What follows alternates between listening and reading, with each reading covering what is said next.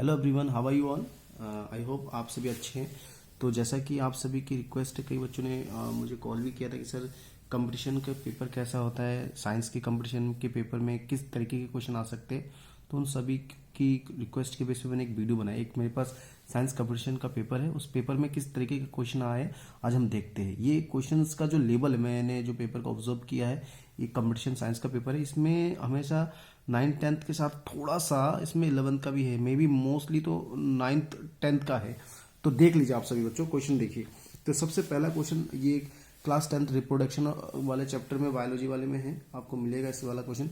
इसमें क्या पूछा गया है देखिए, पढ़ सकते हैं आप लोग। शुक्राणु की किस किस भाग में माइटोकॉन्ड्रिया पाए जाते हैं। इंग्लिश में पढ़ने वाले बच्चे को लिए मैं पढ़ सकता हूँ, mitochondria are present in which region of the sperm.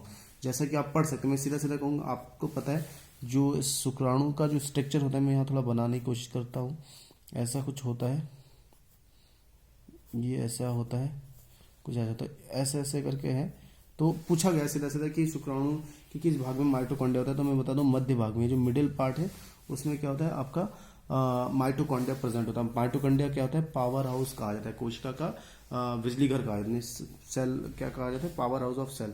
ठीक है, नेक्स्ट क्वेश्चन यहाँ पे पूछा गया है। आप क्वेश्चन नंबर 9 देखिए, आप लोग ये पढ़े हैं, ये कोवलेंट बॉन्ड का मतलब क्या होता है, लाइक दिस, ये हो गया कोवलेंट बॉन्ड।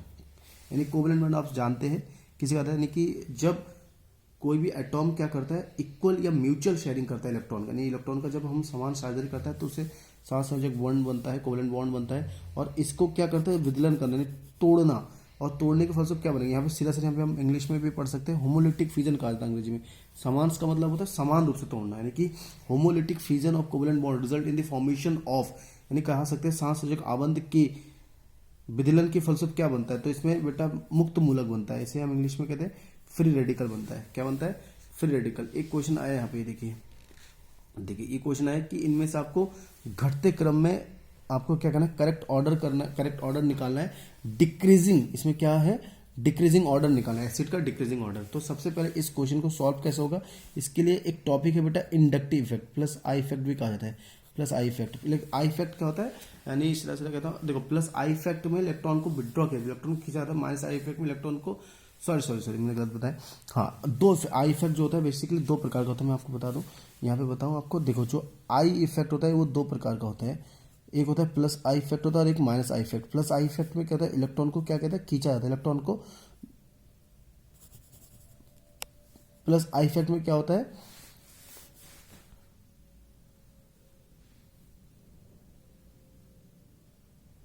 जी हाँ आप लोग देख सकते हैं, इसमें सिंपल सा क्वेश्चन है। यहाँ पे आपको आई इफेक्ट को देखना है, ये क्वेश्चन आई इफेक्ट के बेस पे क्लियर होगा। तो मैं आपको इस कोने बता देता हूँ, यहाँ पे बताता हूँ। यहाँ पे चलो, यहाँ देखिए, जो आई इफेक्ट होता है जिसको अंग्रेजी में इंडक्टिव इफेक्ट, हिंदी में कहा जाता है प्रेरणिक प्रभाव, ये दो प्रकार का होता है बेटा। एक होता है प्लस आई होता है और एक होता है minus I effect. Plus I effect को सीधा सीधा कहा जा सकता है इलेक्ट्रॉन डोनेटिंग इफेक्ट कर सकते हैं, जिसमें इलेक्ट्रॉन को डोनेट किया जाता है, माइनस इफेक्ट में इलेक्ट्रॉन खींचा जाता है। तो इसमें आपको एसिडिक ऑर्डर निकालना है। तो इसमें जो भी आप क्लोरीन देखते हो, इसमें फ्लोरीन, क्लोरीन, ब्रोमीन, CHO, ये सारे क्या होता है, इलेक्ट्रॉन विड्रॉइंग ग्रुप होता है। यानी आपको यहाँ पे देखना, जिसमें जितना ज़्यादा इलेक्ट्रॉन विड्रॉइंग, जो हेलोजन ग्रुप है वो इलेक्ट्रॉन विड्रॉइंग ग्रुप होता है। यानी जिस भी कार्बन में जितना ज़्यादा हेलोजन ग्रुप लगा हुआ है वो ज़्यादा एसिडिक करेक्टर शो होगा। तो यहाँ पे ऑप्शन 4 को आप देख लीजिए, यहाँ पे Cl4 है, फिर Cl2, फिर Cl, फिर CH2। तो ये सबसे ज़्यादा अच्छा ऑर्डर है, क्योंकि सबसे ज़्यादा एसिडिक ये होगा, फिर ये उस तरीके से ऑर्डर है। नेक्स्ट क्वेश्चन आपको देखना है, नेक्स्ट क्वेश्चन आप देख सकते हो। ये क्वेश्चन हालांकि थोड़ा सा अपर स्टैंडर्ड, इसका काफ़ी अच्छा खासा स्टैंडर्ड है। इसमें क्या पूछा गया कि सही सेलेक्ट द करेक्ट स्टेटमेंट, यानी कि आपको सही स्टेटमेंट आपको करेक्ट करना। तो जैसे कि आपको मैं आंसर बता दूं, इसका सही आंसर फर्स्ट ऑप्शन है। ये थोड़ा आप देख लीजिएगा, बायोलॉजी का क्वेश्चन है, क्लास 11th-12th का क्वेश्चन है। ठीक है बच्चों, तो इस तरीके से क्वेश्चन आया। नेक्स्ट क्वेश्चन हम देखते हैं।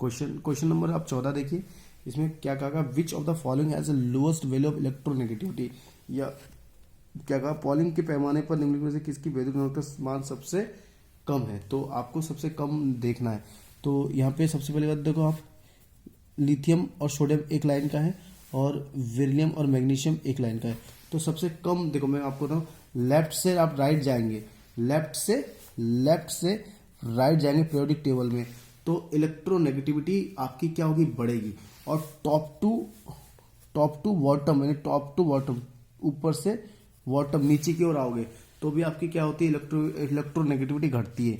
तो जैसे कि आप देख रहे हो कि लेफ्ट से राइट जाएंगे तो सबसे पहले नियम से कौन है, लेफ्ट से राइट जाएंगे, यानी कि लिथियम की इलेक्ट्रोनेगेटिविटी कम होगा बेरिलियम के कंपैरिजन, राइट। और ऊपर से नीचे आएंगे तो भी हमारे इलेक्ट्रोनेगेटिविटी घटेगा, यानी लिथियम से सबसे कम इलेक्ट्रोनेगेटिविटी सोडियम की होगी। तो इसका सही ऑप्शन क्या हो जाएगा, सोडियम। ऑप्शन ए इसका सही आंसर है।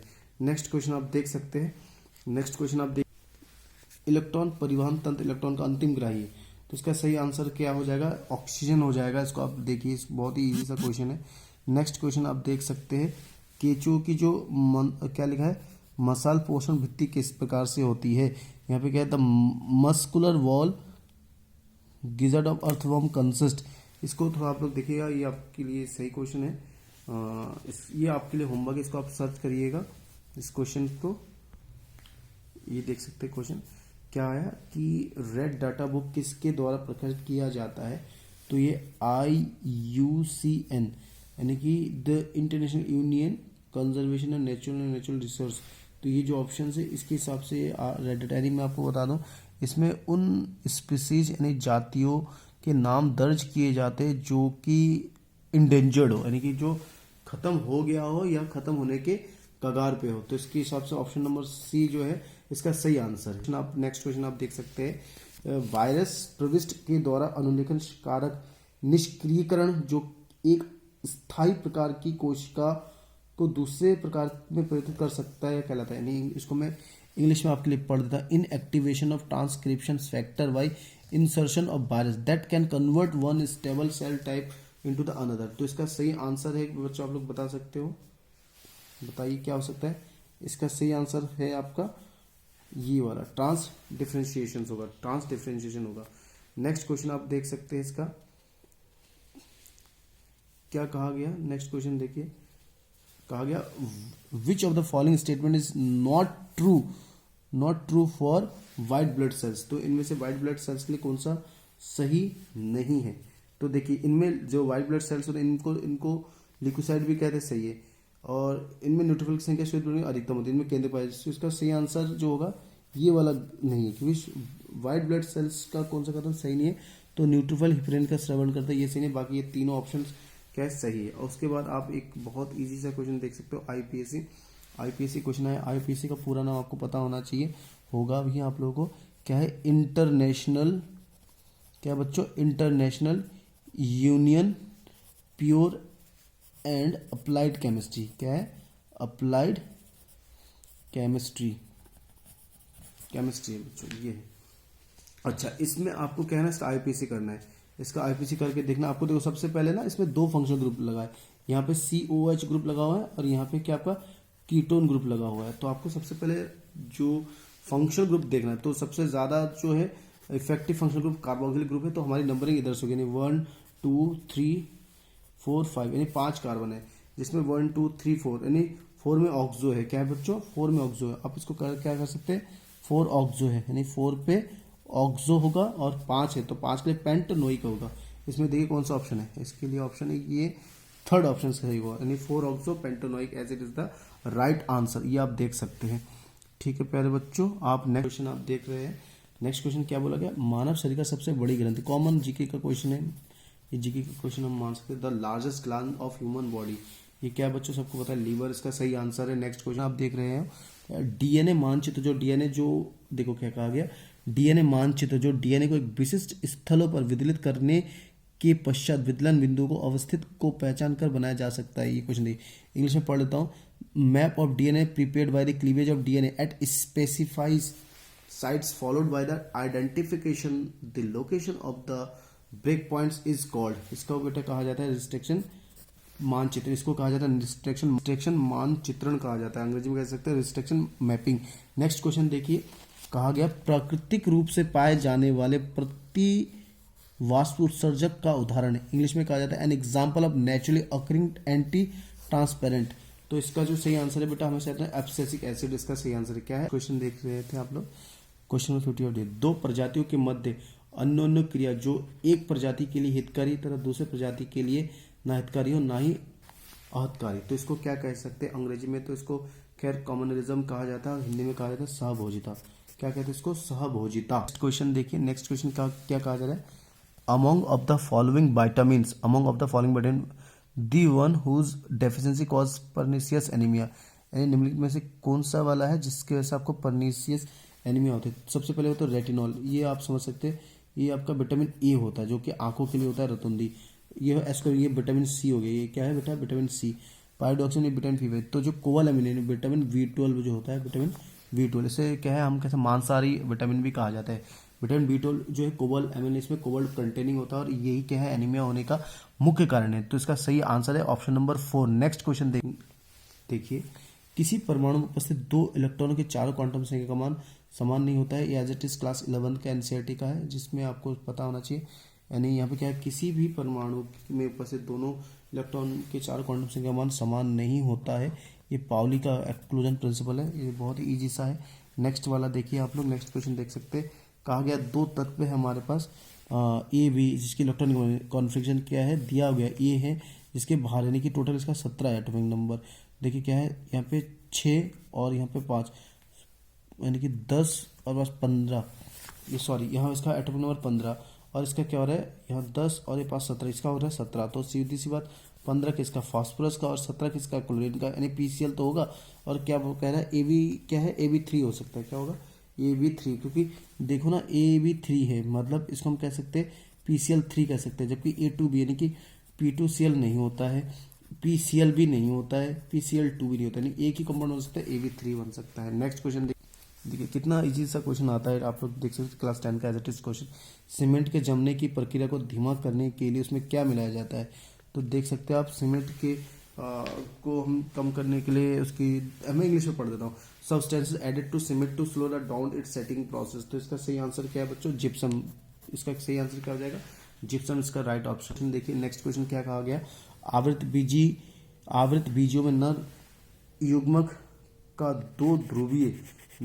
2 ध्रुवीय केंद्रकों से संलयन कहलाता है। इंग्लिश में हम पढ़ दे आपके लिए, in angiosperm the fusion of 1 male gametes with 2 polar nuclear is termed as. इसको सही में अगर आप ध्यान से देखोगे, एक नर और 2, यानी कि नर के लिए N और 2 ध्रुवीय केंद्र के लिए 2N, तो इनको मिक्स कर देंगे तो क्या 3N हो जाएगा। तो ऑब्वियसली समझ गए होंगे आप, इसका सही आंसर क्या होगा, ट्रिपल फ्यूजन, या हम कह सकते हैं त्रिसंलयन, क्या कहेंगे इसको, त्रिसंलयन कह सकते हैं। ठीक है बच्चों, नेक्स्ट क्वेश्चन को हम मूव करते हैं। इसमें नेक्स्ट क्वेश्चन क्या हो सकता है, देखिए ये हमारे पास नेक्स्ट क्वेश्चन आ गया है, इसको आप पढ़िए। कहा गया which one of the following is the example of covalent और नेटवर्क सॉलिड, यानी कि आपको इसमें कोवैलेंट देखना है, यानी साथ संयोजी, और क्या है आपका सेकंड क्या कह सकते हैं, नेटवर्क सॉलिड। तो इसमें देखिए ये नहीं हो गई, आयनिक हो गया, ये गैसियस हो गया, ये वो नहीं होगा, यानी ऑप्शन सी सिलिकल कार्बाइड हो सकता है इसका सही आंसर। निम्नलिखित में नेक्स्ट क्वेश्चन देखिए, यहाँ पे बहुत आसान सा पॉल्यूशन, हमारे आवर एनवायरनमेंट वाले चैप्टर से भी क्वेश्चन आ रहा है।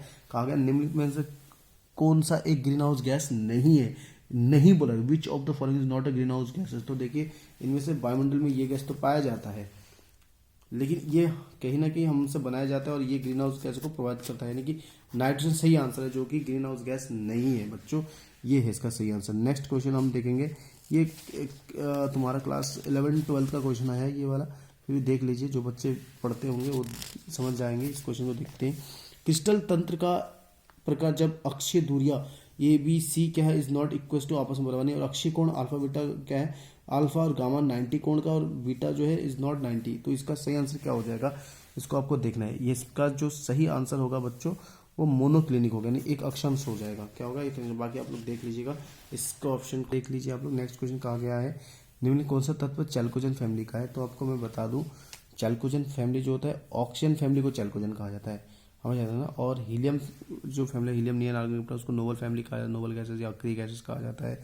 नाइट्रोजन फैमिली में नाइट्रोजन एलिमेंट होता है। तो इसमें ऑक्सीजन फैमिली की बात, तो ऑक्सीजन वाले को क्या कहेंगे, ओए सर से ट्यूशन पड़ेगा। तो इसमें से क्या है, निम्नलिखित कौन सा चैल्कोजेन फैमिली का है। तो आप देख सकते हो ओए सर से ट्यूशन TE करके है, तो ये इसका सही आंसर है बच्चों, देख लीजिए। तो मैं आज यहाँ तक इसको एंड करता हूँ, और इसके बाद नेक्स्ट वीडियो बनाऊंगा, इसमें और बहुत सारे क्या है वीडियो बन सकते हैं। एक क्वेश्चन और है, इसको भी देख लीजिए फिर जब, तो एक क्वेश्चन और देख लीजिए, यहाँ पे 89 क्वेश्चन देख लीजिए। कह रहे हैं जीन विनिमय की आकृति निर्भर पड़ती है। तो जीन विनिमय की आकृति किस पर निर्भर करती है, तो मैं बता दूं, दोनों जीनों के बीच की दूरी पर। इसके क्या है, दोनों जनों के बीच की दूरी पर निर्भर करता है। तो बच्चों आज के लिए यहाँ तक ठीक है, बाकी मैं नेक्स्ट वीडियो बनाऊंगा। आप लोग कमेंट करना कैसा लगा मेरा video. Thank you so much. पर इस प्रकार के वीडियोस बहुत हेल्पफुल है। आप लोग क्या करिएगा, अपने हेडफोन को लगा लीजिए कान में और उसको थोड़ा सा स्पीड ज़्यादा कर लीजिएगा, तो आप इसका रिवीजन हो जाए, क्योंकि काफ़ी इंपॉर्टेंट जो कि कंपटीशन के क्वेश्चन पेपर में आ रहे हैं। तो बच्चों क्वेश्चन पे ध्यान दिया जाए। धन्यवाद।